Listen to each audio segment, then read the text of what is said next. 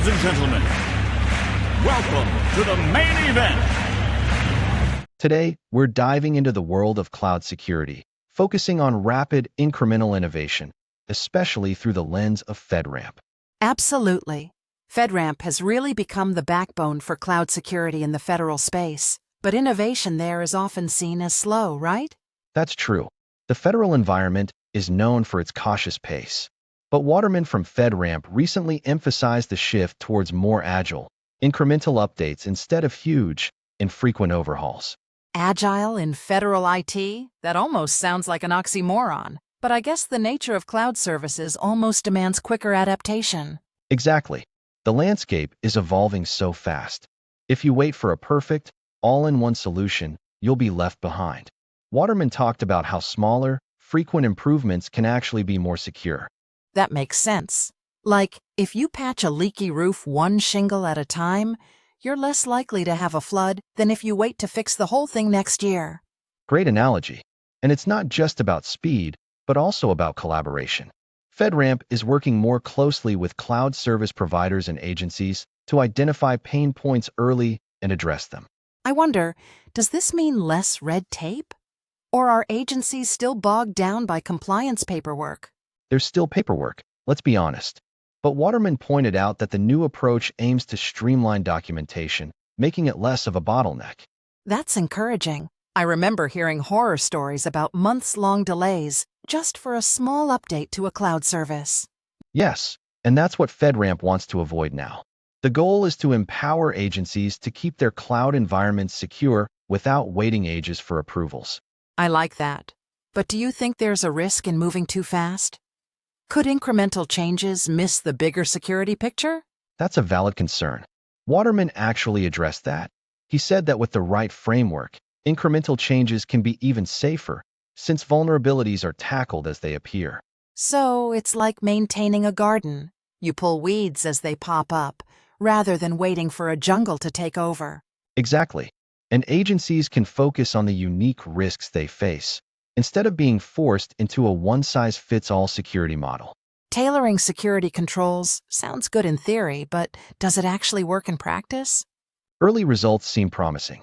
Agencies are reporting quicker turnaround times and fewer security incidents slipping through the cracks.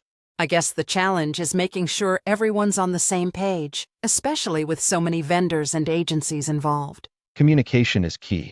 Waterman highlighted the importance of regular check-ins and knowledge sharing between stakeholders.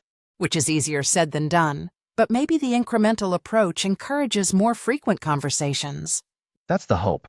Rather than just big annual reviews, there are ongoing dialogues, and that helps issues be spotted and solved faster.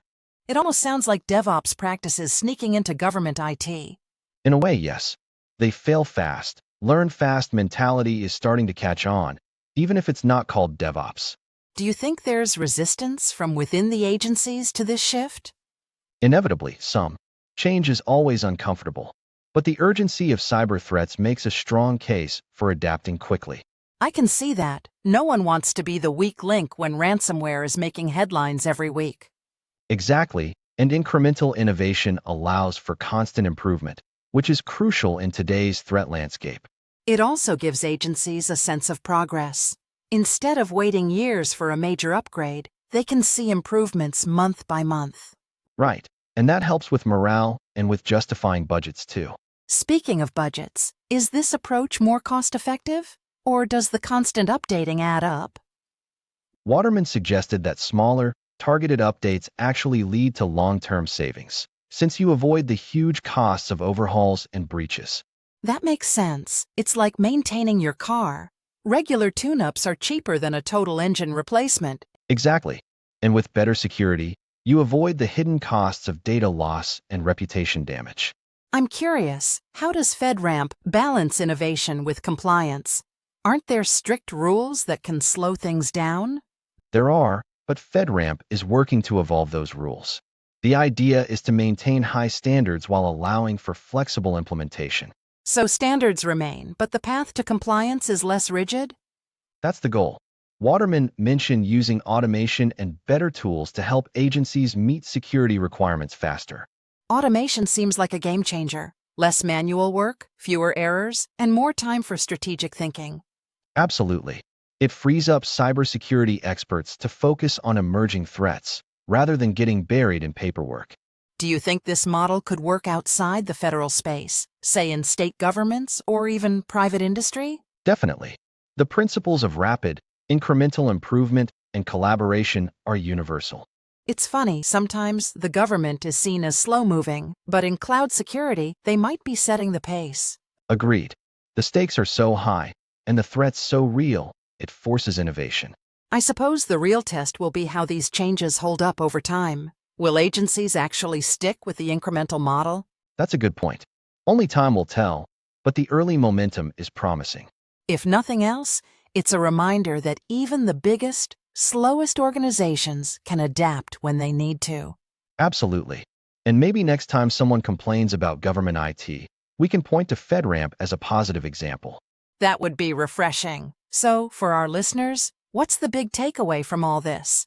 For me, it's that continuous, small improvements can have a huge impact on security and efficiency.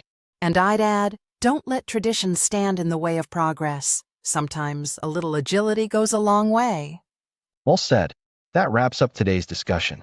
But here's a question for everyone. What's one process in your organization that could benefit from a more incremental approach? That's a great thought to leave on. Thanks for listening, and we'll catch you next time. Thanks for watching. I'm Nancy, your AI avatar. If you like this podcast, you can get one for yourself based on a website, YouTube video, or any source. Contact me to get a customized quote for your content. See you soon.